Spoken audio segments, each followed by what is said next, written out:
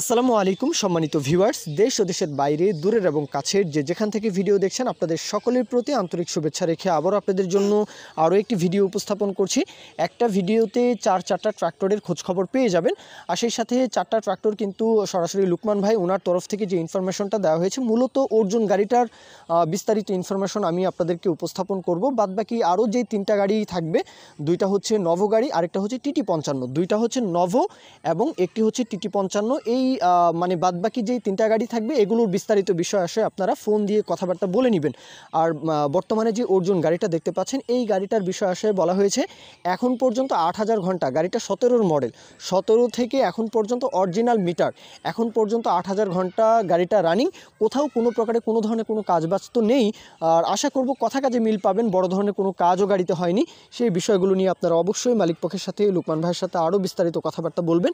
লোকেশনে এসে যার যেটা খুশি, যেভাবে পছন্দ, যেহেতু চারটা গাড়ি বড় গাড়ি, সুতরাং আপনারা কিন্তু ওইভাবে কথাবার্তা বলে নেবেন। অর্জুন গাড়িটা এটা 8000 ঘন্টার আশেপাশে চলা, 17-র মডেল। আর সেই সাথে গাড়িতে কোথাও কোনো কাজ নেই, ডুয়েল ক্লাসের গাড়ি, ডুয়েল ক্লাস যেহেতু, সুতরাং চাহিদা রয়েছে। গাড়ির লোকেশন চুয়াডাঙ্গা সদর, চুয়াডাঙ্গার আশেপাশে গাড়িটার লোকেশন।